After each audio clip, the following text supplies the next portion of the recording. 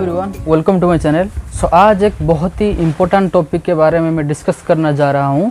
ये है verb. Verb English grammar में एक इम्पोर्टेंट एंड एक क्रूशियल रोल प्ले करता है, क्योंकि आपको ये पता होगा कि tense, direct indirect speech, reported speech और एक्टिव पैसिव वॉइस, ये सभी चीज़ों, नाउन क्लोज हो, रिलेटिव क्लोज, कौन सा भी क्लोजेस हो, ये सभी चीज़ों सभी एग्जाम में आता है और ये बहुत ही इम्पोर्टेंट है।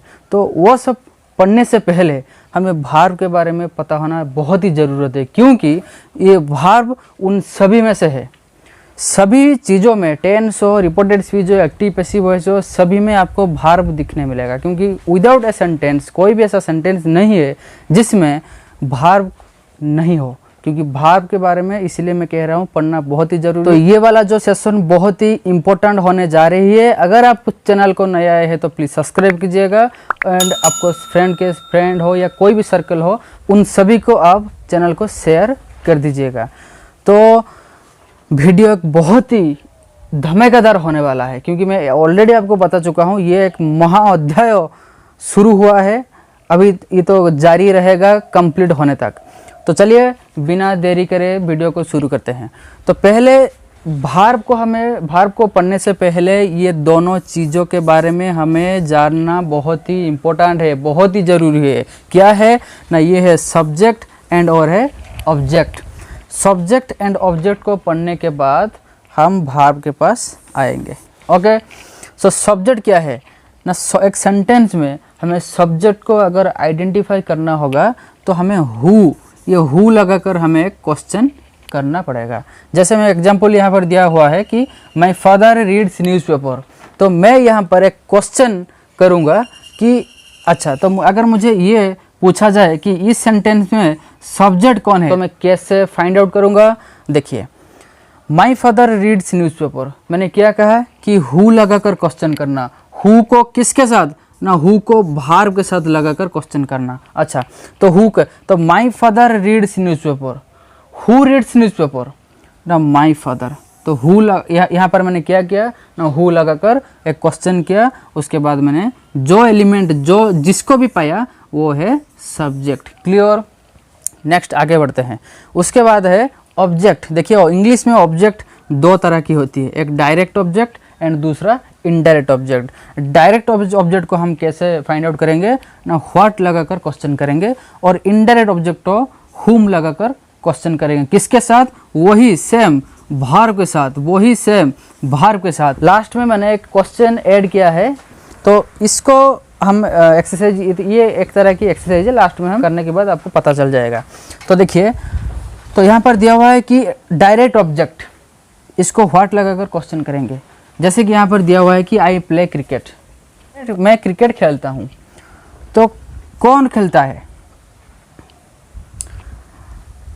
तो यहाँ पर दिया हुआ है कि आई प्ले क्रिकेट। तो यहाँ पर मैं अभी क्वेश्चन करूँगा व्हाट लगाकर। So what do I play, मैं क्या खेलता हूँ, व्हाट डू आई प्ले ना, आई प्ले क्रिकेट। तो क्रिकेट में यहाँ पर मुझे मिला, ये है direct object. Clear. Next, indirect object को पाने के लिए हुम लगाकर क्वेश्चन लगाना पड़ता है। जैसे कि he gave me a chocolate, सो यहाँ पर हुम लगाकर मैं क्वेश्चन करूँगा।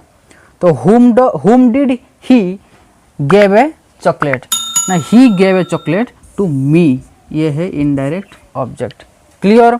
अच्छा, अभी नेक्स्ट हमें भार्ब के बारे में डिस्कस करेंगे।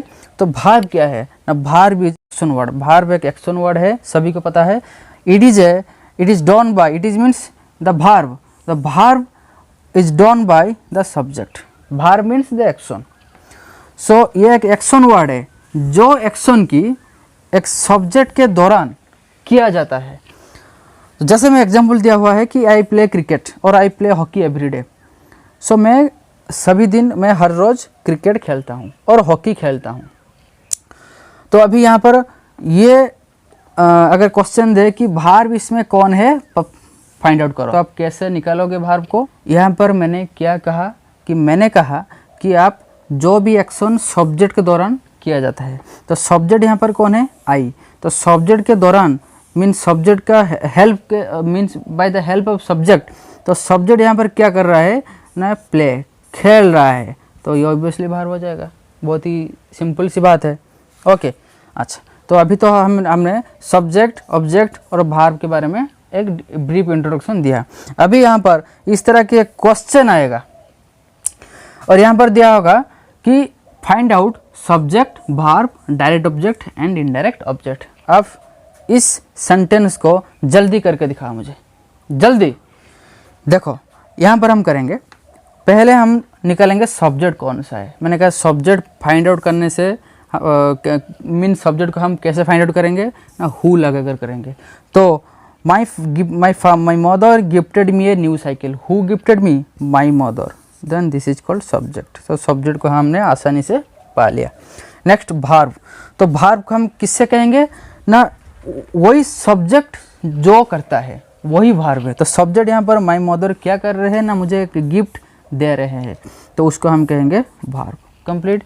Next object, direct object and indirect object. तो डायरेक्ट ऑब्जेक्ट को पाने के लिए हमें व्हाट लगाकर एक क्वेश्चन तैयार करना होगा। वो क्या है कि माई mother gifted, what did my mother gifted, मैंने माँ मुझे क्या दिया ने, एक न्यू साइकिल दी, वो है डायरेक्ट ऑब्जेक्ट। हुम मतलब किसको, किसको दिया ना, मुझे दिया, वो है इनडायरेक्ट ऑब्जेक्ट। क्लियर। तो ये पहला था सब्जेक्ट, ऑब्जेक्ट, भार्ब और एक सेंटेंस मैंने दिया जिसमें से मैंने कहा कि उस सेंटेंस में subject, verb, direct object and indirect object को आप फाइंड आउट कीजिए। कंप्लीट। आई थिंक ये सेशन बहुत ही अच्छा होने जा रहा है और आपको सभी डाउट मैंने अच्छी तरह से क्लियर भी करूंगा, अभी कर रहा हूँ भी। अच्छा, तो उसके बाद हम पढ़ेंगे नेक्स्ट, अभी हम पढ़ेंगे भार्ब का क्लासिफिकेशन। क्लासिफिकेशन मतलब types, how many types of और काइंड्स ऑफ भार्ब्स इन इंग्लिश। देखिए यहाँ पर मैंने भार्ब को 2 टाइप्स पर मैंने क्लासिफाइड किया है। एक है मेन भार्ब और उसको हम फुल भार्ब कह सकते हैं, उसको लेक्सिकल भार्ब भी कह सकते हैं, उसको प्रिंसिपल भार्ब भी कह सकते हैं। तो ये जो फुल भार्ब, लेक्सिकल भार्ब और प्रिंसिपल भार्ब, ये तीनों चीज़ ये एक मेन भार्ब का एक दूसरा नाम है। तो आप बेहतर होगा इस मेन भार्ब को ही याद रख दीजिएगा। और बाकी ये तीनों चीज़ मैंने इसीलिए लिखा कि ये भी बहुत इंपॉर्टेंट है, आपको पता होना चाहिए कि मेन भार्ब का कोई दूसरा भी नाम है। ओके, तो एक है मेन भार्ब, दूसरा है ऑक्सिलरी भार्ब। उसी तरह उसको हेल्पिंग भार्ब कह सकते हैं, सपोर्टिंग भार्ब भी कह सकते हैं। तो आप ऑक्सिलरी भार्ब याद रखिएगा। अच्छा, तो यहाँ पर देखिए मेन भार्ब क्या है। What subject does is called main verb. Subject जो भी करता है उसे हम मेन भार्ब कहते हैं। यहाँ पर मैं एक एग्जांपल देता हूँ, आप समझ जाएंगे।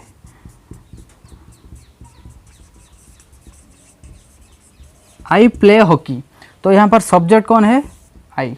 मैंने बताया था कि हु लगाकर क्वेश्चन करना, तो हु प्ले हॉकी ना, आई प्ले हॉकी, तो ये सब्जेक्ट है। तो सब्जेक्ट जो भी करता है, सब्जेक्ट यहाँ पर क्या कर रहा है ना, प्ले कर रहा है, खेल रहा है, तो ये है मेन भार्ब। सब्जेक्ट जो करता है वही मेन भार्ब है।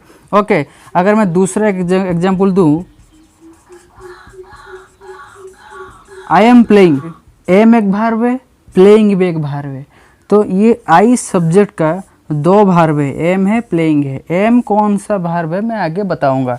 तो देखो, तो यहाँ पर मैं अभी कहा कि सब्जेक्ट जो भी करता है उसी को हम कहेंगे मेन भार्ब। तो यहाँ पर सब्जेक्ट क्या एम कर रहा है या प्लेइंग कर रहा है, ऑब्वियसली सब्जेक्ट यहाँ पर प्लेइंग कर रहा है, तो वो हो गया मेन भार्ब। और दूसरा जो बचा कौन सा मैं आगे बताऊंगा। ओके, तो एम कौन सा भार्ब है मैं तो बताऊंगा।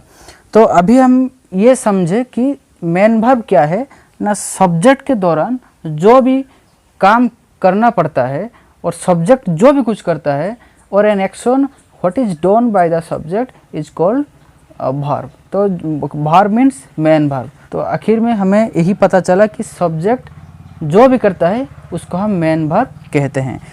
नेक्स्ट चलो, ऑक्सिलरी भार्ब, और उसको हम हेल्पिंग भार्ब कह सकते हैं, सपोर्टिंग भार्ब भी कह सकते हैं। अब हेल्पिंग भार्ब याद रख लेना। हेल्पिंग भार्ब क्या है ना, the verb comes after main verb, sorry comes before main verb. मतलब मेन भार्ब के पीछे जो भार्ब रहता है उसे हम कहेंगे हेल्पिंग भार्ब। तो ये जो प्लेइंग मेन भार्ब था, तो उससे उसका पीछे मैंने बताया एम भी एक भार्ब है। तो एम एक कौन सा भार्ब है, ये एक हेल्पिंग भार्ब है। क्लियर। तो अभी हमने ये समझा कि वो एक सेंटेंस में पहले आता है हेल्पिंग वर्ब, उसके बाद आता है मेन वर्ब। और मेन वर्ब क्या है ना, सब्जेक्ट जो भी कुछ करता है उसको हम कहेंगे, उस एक्शन को हम कहेंगे मेन वर्ब, और मेन वर्ब के पीछे रहता है हेल्पिंग वर्ब। उसके बाद इसका क्लासिफिकेशन फिर से दो टाइप से है, एक प्राइमरी और मॉडल। मॉडल है shall, should, will, would, can, could, may, might, must, और to, dare, use to, need. इसको आप रट लेना, याद रख लेना। फिर प्राइमरी का थ्री सेक्शन है, be, being, be, name, is, was, were, ये एक सा। हैव का है हैव एज हेड, डू का है डू, डज, डिड। तो ये जो अभी हमने भार्ब पढ़ा, ये जितने भी भार्ब है इसको हम क्या कहेंगे, इसको हम कहेंगे हेल्पिंग भार्ब। और ये जो भाई साहब हमने अभी ये जो भार्ब अभी हमने पढ़ा, इसको हम कहेंगे मेन भार्ब, इसको हम कहेंगे मेन भार्ब। तो पहले एक सेंटेंस में ये भार्ब आता है, ये फर्स्ट आता है, और ये सेकंड में आता है, क्योंकि ये मेन भार्ब होता है। तो भाई साहब आप सभी मेरे दोस्तों, आप मेरे प्यारों, आप सभी इस चीज़ों को अपने कॉपी में लिख लीजिए कि सभी एग्जाम में कंपलसरी आएगा। तो भाई साहब इस सभी चीज़ों को अभी अपने कॉपी पर लिख दीजिए, क्योंकि ये भार्ब का सेक्शन चल रहा है, ये इंग्लिश का ये चल रहा है, महाअध्याय सेक्शन चल रहा है, क्योंकि मैं बेसिक से लेकर कम्प्लेक्स मतलब शुरुआत से लेकर अंत तक मैं लेके जाऊंगा। तो ये भार्ब का सेक्शन बहुत ही इम्पोर्टेंट, आई मीन ज़रूरी है। ये टेंस हो या रिपोर्टेड स्पीच हो, कोई भी आगे जो भी हम बहुत ही इम्पोर्टेंट सेशन हम पढ़ेंगे ग्रामर के दौरान, तो भार्ब सभी चीज़ों में रहेगा, क्योंकि सेंटेंस में, सभी सेंटेंस में विदाउट भार्ब का एक सेंटेंस नहीं होता। तो इसलिए मैं कह रहा हूँ ये भार्ब ये एक बहुत ही इम्पोर्टेंट सेशन है। इसको अगर आप अच्छी तरह से समझ लिया तो मैं गारंटी देता हूँ आगे कोई भी ग्रामर हो, कोई भी टॉपिक हो, आपको दिक्कत नहीं आएगी। और मैं भी ये गारंटी के साथ कहता हूँ कि ये जो मैं पढ़ा रहा हूँ भार्ब, और किसी चीज़ों में, किसी वीडियो के दौरान भी आपको इस तरह की टॉपिक्स और इस तरह के ट्रिक्स आपको नहीं मिलेगा। ओके, तो फिलहाल ये था भार्ब का सेक्शन।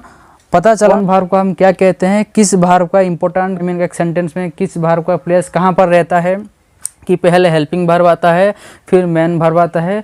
तो इस चीज़ों को आप ध्यान में रखिएगा। नेक्स्ट में फिर से एक अनदर सेशन बनाऊंगा वही भार्ब, तो वो भी एक बहुत ही इम्पोर्टेंट सेशन है। ये था जो बेसिक भार्ब था, बहुत ही इम्पोर्टेंट चीज़। उसके बाद में जो भार्ब कुछ है, दो चार भार्ब, वो बहुत सिंपल भार्ब है, ऐसे कोई घबराने की बात नहीं है। तो थैंक यू। फिलहाल आज सेशन को हम वहीं पर ख़त्म करेंगे। अगर चैनल को नहीं आए तो अब सभी लोग तो प्लीज़ सब्सक्राइब कर देना, और अब सभी दोस्तों के साथ, सभी दोस्तों को आप शेयर कर सकते हैं, क्योंकि आप तो बेनिफिट मिल पाएंगे, उसके साथ आपके दोस्तों को भी बेनिफिट होगा। Thank you. रुकिए 5 सेकंड आप रुकिए। मैं एक बहुत ही इम्पोर्टेंट चीज़ कहने जा रहा हूँ इस सेशन को शुरुआत करने से पहले, कि मैंने आपको बताया था कि ये तो चैनल है, जो मेरा चैनल वो एजुकेशनल चैनल है। बहुत ही लोगों का कन्फ्यूजन ये है, उसको मैं दूर करूँगा कि ये जो मेरा चैनल है शांतनु कौर, ये चैनल एजुकेशनल पर्पज़ के लिए है। उसके साथ ये एंटरटेनमेंट के लिए भी है, एंटरटेनमेंट और एम्यूजमेंट के लिए भी है। क्योंकि लाइफ में महात्मा गांधी ने ये कहा कि physical training is much important as mental training. हम मेंटल ट्रेनिंग कहाँ पर कर रहे हैं, इस एजुकेशनल के दौरान। फिजिकल ट्रेनिंग मतलब कौन सा, हमारा जो 5 सेंसेस है उसको हम एक्साइटमेंट, एंटरटेनमेंट, एंथुजियाज्म करेंगे किसके दौरान, एंटरटेनमेंट के। तो इसलिए मैं ये सोचा कि मैं एजुकेशनल वीडियो तो मैं अपलोड करूँगा ग्रामर के ऊपर, बीएड के ऊपर, सभी चीज़ों के ऊपर। उसके साथ हफ्ते में 1 या 2 वीडियो में ब्लॉग के ऊपर डालूंगा, वो मेरे रेगुलर रूटीन के ऊपर है। ये जो कोई भी हो आपको खुश करने के लिए, बस इतना ही।